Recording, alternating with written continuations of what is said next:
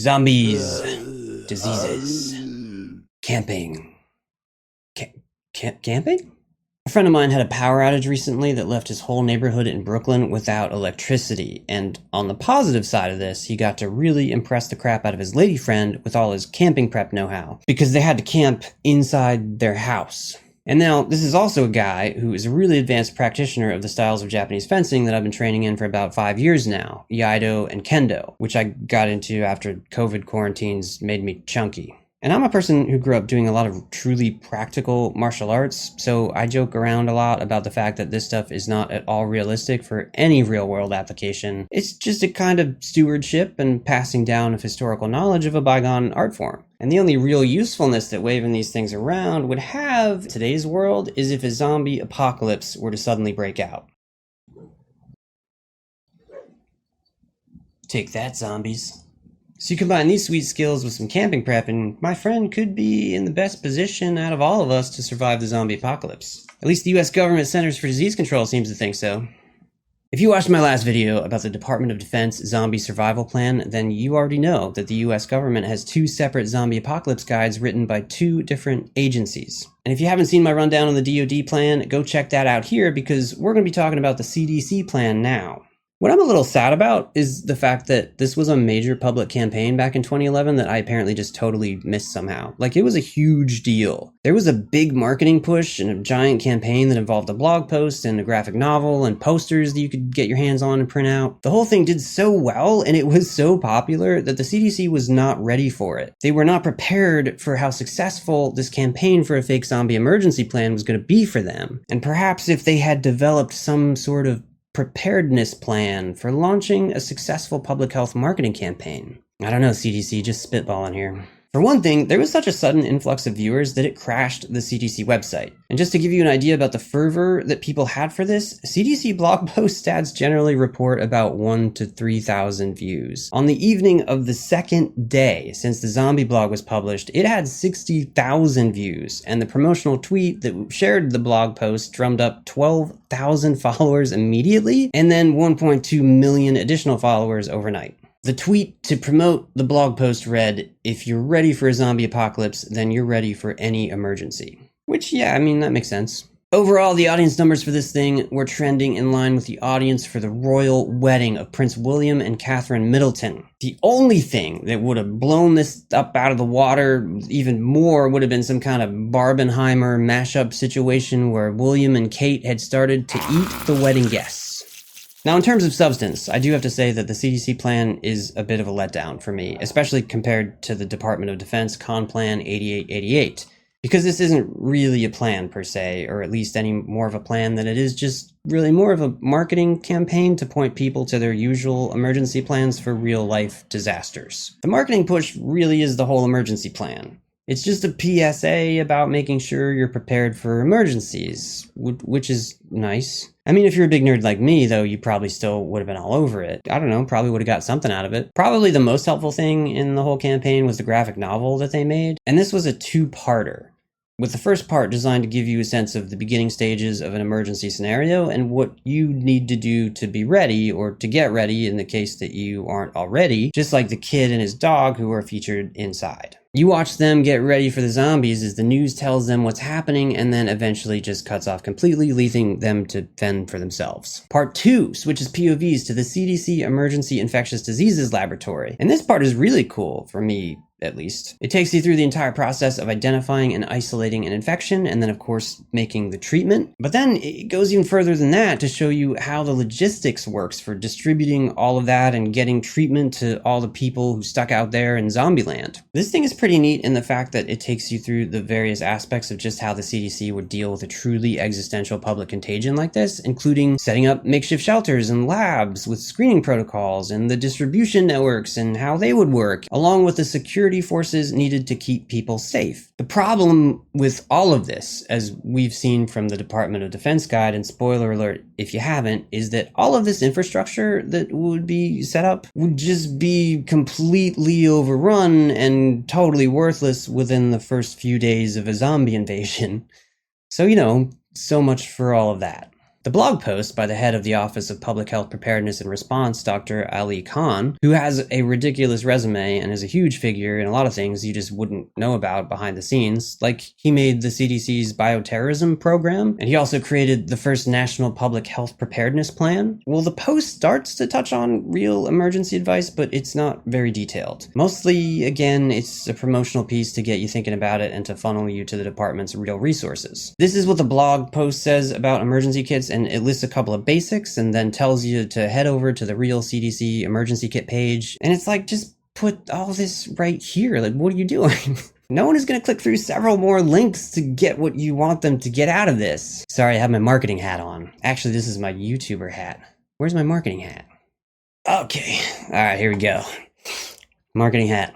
A friend of mine brought this back for me from Super Nintendo World at Universal because he got to be there during the private preview a week before it opened. Thanks for my Yoshi hat, Jimmy. Treasure it always. You know I'll treasure it always. You know that. Love ya. Part of the blog post reads, plan your evacuation route. When zombies are hungry, they won't stop until they get food, i.e. brains, which means you need to get out of town fast. Plan where you would go, and plan multiple routes you would take ahead of time so that the flesh eaters don't have a chance. This is also helpful when natural disasters strike and you have to take shelter fast. And this is the language of the campaign, like all the way through. Like at every turn, it does this kind of, don't forget, this isn't real, and therefore we're really sorry, but please go look at our other stuff that can actually help you in emergencies. And I really think that that just undercuts the entire campaign. From the CDC campaign page, quote, and as our own director, Dr. Ali Khan notes, if you are generally well equipped to deal with a zombie apocalypse, you will be prepared for a hurricane, pandemic, earthquake, or terrorist attack. It can be tough to get people thinking about emergency preparedness before disaster strikes. We've created these zombie posters to spark some attention and get people involved before it's too late. They say again at the end of the graphic novel, we hope you enjoyed reading this fictional story. It's meant to be both educational and entertaining. Now that you've seen the importance of being prepared, take the time to put together an emergency kit with the items included in the checklist on the following page. You'll be ready for any kind of disaster, even zombies. So yeah, I mean, you can choose to make learning fun without hammering home every 5 seconds this weird tell that you're just trying to trick people. Like, we don't need that. And it detracts from the real goal here. And on the last page of the graphic novel, there's an emergency checklist that you can use for any situation, and this thing is genuinely helpful. It might just be the real substance of the entire thing. They really could have just put that out along with a couple of words or maybe a fun YouTube video about what the CDC would do in the event of the zombie apocalypse. But not everyone in positions of government power can be as clever as random nerds on the internet like me. These are just the facts of life. The sad facts of life. I guess not surprisingly, in today's day and age, there was a lot of pushback from some public figures complaining about the overall tactic. Some people pushed the idea that our tax money was funding this unserious campaign, and that was just awful. While others were wondering just how far the CDC would go and whether they should be promoting, as one person put it, quote, space aliens to warn about the dangers of smoking. And to them I say, no, that's just absurd. Everyone knows that space aliens love smoking. So that wouldn't work at all. So I think that's mostly dumb, and this was a decent thought from the CDC marketing peeps who thought it could be a great way to prepare people for real-life scenarios by using something a bit out of the box and just really entertaining and engaging. I just wish they'd fully committed and really given us all our money's worth. Our tax money's worth.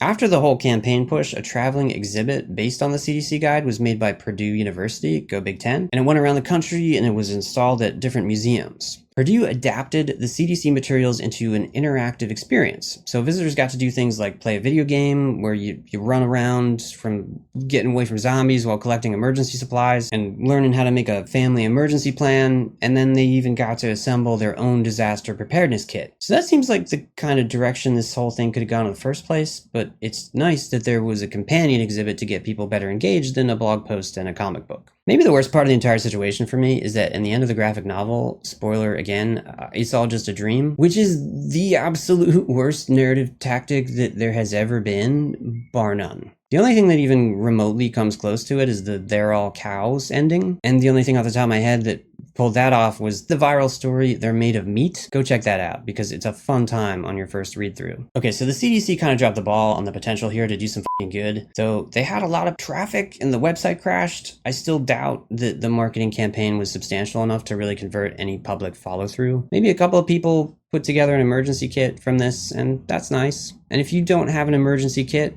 then you should definitely look through the CDC's actual guidelines on making one and put that together just in case, because you never know what could happen. It won't be zombies, but it will be something. I have an emergency kit in my car that I just bought somewhere, I think Costco, and it just lives in there, and maybe I'll never have to open it, and that's fine. Except I did already have to open it once to inflate my tires. Not a big emergency though. If I was going to build a campaign like this, I would have definitely gone the DoD route and made a detailed, over-the-top, real-life / inspired by real-life scenario, and have all of the details and all the thought process and decisions that really just genuinely trick people into learning about how to be ready for things that they actually need to be ready for. Instead, this thing was kind of amusing and not really engaging in the ways that it could have been. And the whole thing, just in all of the materials, is all just so apologetic, as if they feel so bad that they couldn't fully commit to this thing. They feel as if that they were just pulling one over on you. And the only real successful way to launch a movement like this is to do it live. No apologies. Being genuine is, of course, always the very best way to ensure the success of anything. So if you want people to survive more disasters, then you need to really show them that you care and want to hit them where their interests are. This thing vaguely did that. And I want to keep hitting you where your interests are, so please be sure to subscribe to the channel so that you can see what kinds of good we can do together next. Please also hit the like button and share this with your friends, and make sure to watch the one about the Department of Defense plan, which is wildly more interesting than the CDC's effort to trick you into having fun. The military somehow just genuinely lets you have fun. I feel like there's something to unpack there, but I'm not gonna do it. I'll see you next time, kids.